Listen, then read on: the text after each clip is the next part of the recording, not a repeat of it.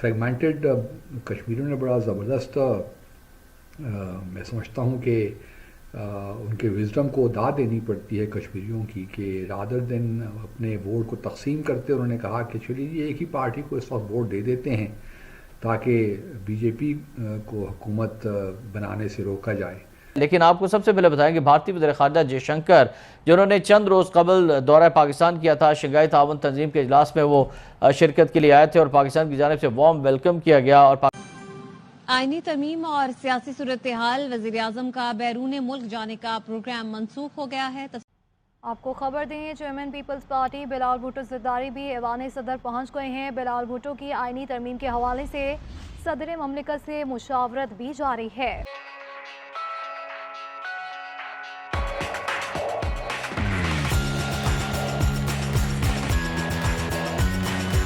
بڑی زبردست موو تھی. دیکھیں نا کلیکٹیو وزڈم بھی بعض اوقات کتنا زبردست کام دکھاتا ہے.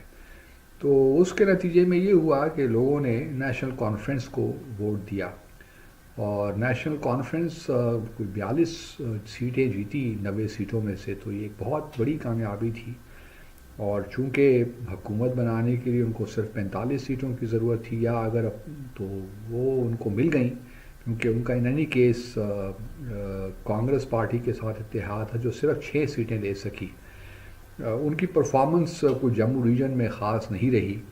ان کے برعکس نیشنل کانفرنس نے کافی سیٹیں جموں سے بھی نکال لیں اور دوسری طرف کانگریس نے ویلی میں کچھ سیٹیں بھی جیت لیں. تو اوور آل یہ ایک ایسا انتخابات ہوئے جس کے بارے میں میرے خیال میں سبھی کی جو اسیسمنٹ تھی وہ غلط ثابت ہوئی. تو اب عمر عبداللہ صاحب نے حکومت بنا لی ہے اور ابھی تک معاملہ چل رہا ہے کہ کانگریس پارٹی کو کتنی منسٹریل برڈس ملیں کیونکہ عمر عبداللہ جو چیف منسٹر ہیں ان کا کہنا یہی ہے کہ جی ایک منسٹر کافی ہے کیبنٹ میں، لیکن کانگریس بضد ہے کہ ان کو 2 منسٹریل پورٹ فولیوز ملنے چاہیے.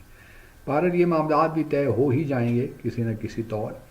ایک اور بڑی انٹرسٹنگ چیز جو میں نے دیکھی وہ یہ ہے کہ جب نیشنل کانفرنس انتخابات ہو رہے تھے تو نیشنل کانفرنس نے اپنا جو منشور پیش کیا انتخابی منشور، اس میں بڑے واضح طور پہ لکھا کیونکہ جب اگر وہ الیکٹ ہو جاتے ہیں اور حکومت بناتے ہیں تو وہ اس بات پہ زور دیں گے کہ جو مقبوضہ جموں اور کشمیر کی خصوصی حیثیت تھی 5 اگست 2019 سے پہلے اس کو بحال کیا جائے.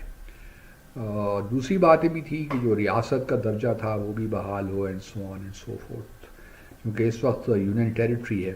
جہاں تک ریاست کا درجہ ہے اس کے بارے میں تو کوئی شک نہیں ہے. Just a matter of time کب ہوتا ہے یہ ایک الگ بات ہے. وہ پھر بی جے پی کی جو دہلی میں جو حکومت ہے وہ ڈیسائیڈ کرے گی کہ کون سا مناسب وقت ہے کہ یہ اس کو ریاست کا درجہ واپس دے دیا جائے بغیر لداخ کے. لداخ تو سیپریٹ یونین ٹیریٹری بن گیا ہے. تو یہ فیصلہ تو ہو ہی جائے گا. اس میں دیر ہو سکتی ہے یہ، لیکن یہ نہیں ہو سکتا کہ یہ مستقل طور پہ یہ ارینجمنٹ رہے کیونکہ ایک تو بھارت کی سپریم کورٹ نے بھی کہہ رکھا اور پھر امیر شاہ نے خود 4 یا 5 اگست 2019 کو خود پارلیمنٹ میں یہ وعدہ کیا ہے کہ وہ یہ جو ریاست کا درجہ ہے وہ واپس مل جائے گا. کیونکہ اس وقت اگر آپ دیکھیے تو حکومت کے پاس کوئی اختیارات نہیں ہیں. یونین ٹیریٹری کی جو حکومت بنی ہے یہ آلموسٹ وہی آپ کہہ سکتے ہیں کہ نیو دہلی والا معاملہ ہے. لا اینڈ آرڈر بھی جو ہے وہ بھی لیفٹیننٹ گورنر کے پاس ہے، ان کا اختیار نہیں چلتا. پولیس سب اختیار جو ہے لیفٹیننٹ گورنر ہی کا ہے اور بہت سی چیزیں ہیں. بیوروکریسی کی جو شفلنگ ہے یا پوسٹنگز ہیں وہ بھی انتظامیہ جو ہے وہ بھی لیفٹیننٹ گورنر کا اختیار ہے انڈر دا پریزنٹ ارینجمنٹ. تو اس طرح چیف منسٹر جو ہے وہ بالکل ایک آپ کہہ سکتے ہیں کہ ایک نامنل سی فگر ہے. اس کا کوئی ان کے پاس زیادہ کوئی اختیارات نہیں ہیں.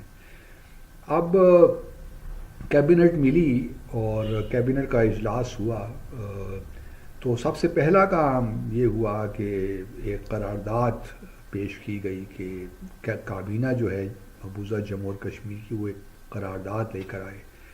اور اس قرارداد کو جب ہم نے دیکھا تو مجھے تو بہت افسوس ہوا کہ دیکھیے کس طرح یہ سیاستدان ہیں، کہتے کچھ ہیں اور کرتے کچھ ہیں.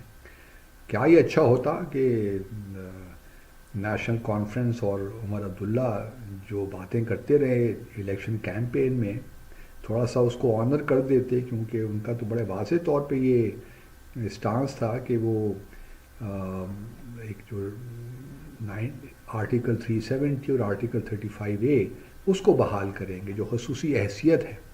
لیکن جو قرارداد پاس کی مقبوضہ جموں اور کشمیر کی نئی کابینہ نے، اس میں کہیں بھی اس بات کا ذکر نہیں ہے. اس میں صرف یہ بات ہے کہ جو ریاست کا درجہ ہے وہ مقبوضہ جموں اور کشمیر کو دے دینا چاہیے.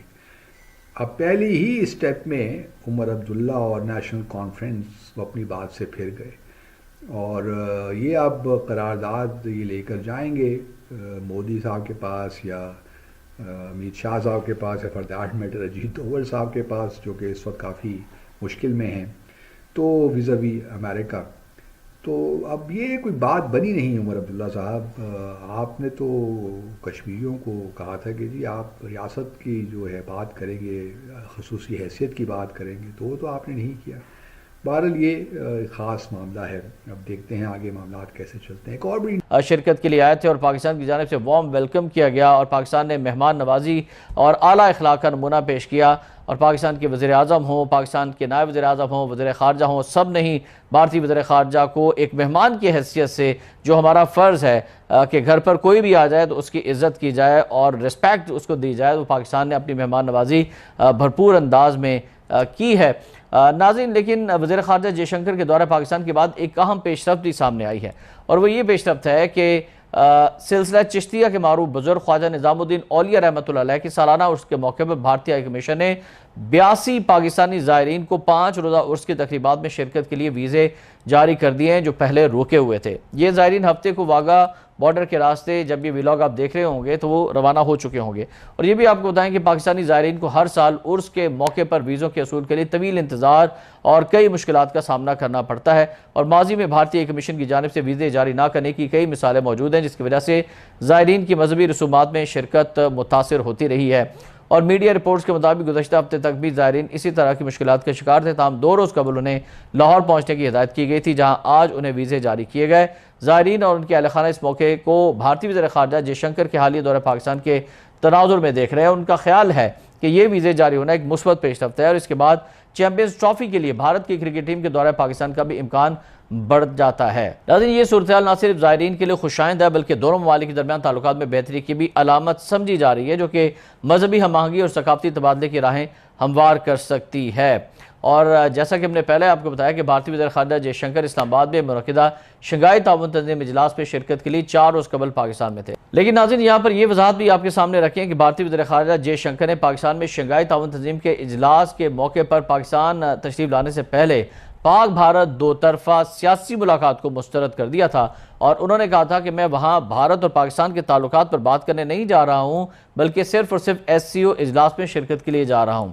آج ناظرین، پاکستان اور بھارت کے کرکٹ تعلقات کے حوالے سے جو بڑی چہبگوئیاں ہو رہی تھیں کرکٹ کے حلقوں میں کہ بھارتی وزیر خارجہ جے شنکر کے دورہ پاکستان کے موقع پر پاکستان کے نائب وزیر اعظم، پاکستان کے وزیر اعظم کے ساتھ کرکٹ تعلقات کی بحالی کے حوالے سے چیمپئنز ٹرافی 2025 میں بھارتی کرکٹ ٹیم کی پاکستان آمد اور اس چیمپئنز ٹرافی میں شرکت کے حوالے سے کوئی اہم پیش رفت یا ڈیولپمنٹ ہو چکی ہے، تو آج انڈیا نے پاکستان کے ساتھ کرکٹ کی بحالی سے متعلق کسی بھی قسم کی بات چیت ہونے کی تردید کر دی ہے، اور کہا ہے کہ ایسی کوئی بات چیت اسلام آباد میں ہوئی ہی نہیں ہے. پاکستان کی دارالحکومت اسلام آباد میں 16 اکتوبر کو شنگھائی تعاون تنظیم SCO کے اجلاس کے بعد ایسی خبریں سامنے آئیں کہ دونوں ممالک کے وزراء خارجہ کے درمیان کرکٹ کی بحالی پر بھی مذاکرات ہوئے ہیں.